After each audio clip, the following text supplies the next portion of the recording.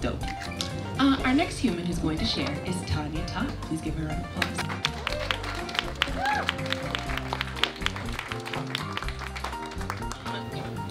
Well, I wouldn't be doing my job if I didn't let you know that... Better? Say what you just.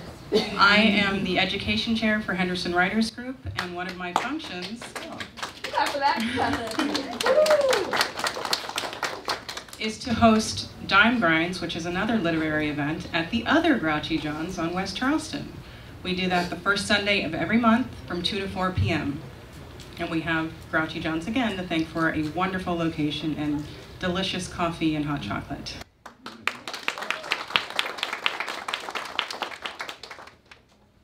The piece I'm reading, I apologize in advance for those of you who already heard this. It was given to me just from a writing prompt, and it's one of those things I don't really feel I can take credit for writing. I just sat there and took dictation as the story came to me, you know, just typing away, and what happened next, you know, what happened next? Ooh, really? Oh, what happened next? So don't blame me. This is just, the muse said it like this.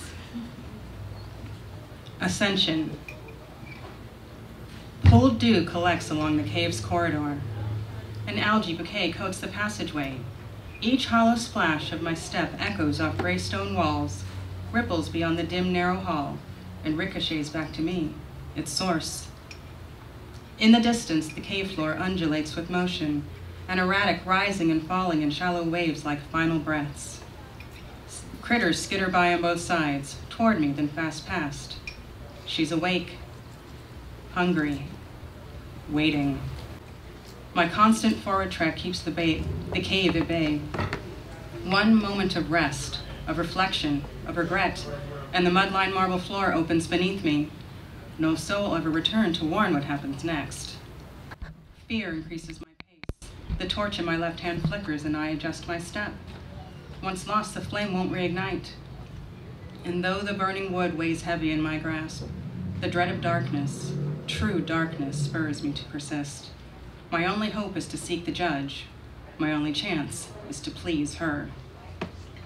Despite the red fire dance at the head of my torch, the air chills, dead cold in the absence of life. My witching hour nears. I am close.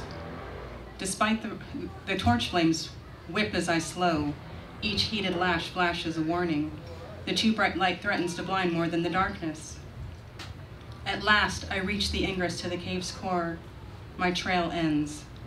The ground beneath my feet rumbles, rolling like an unborn infant shifting within abdomen skin. An invisible blast surrounds me, circular in its unseen form. My torch flame palpitates to a steady throb. Every crack and pop stops. Soundless in the silent room, double stone doors part before me. The floor stills. Red jewels glow within the sanctum.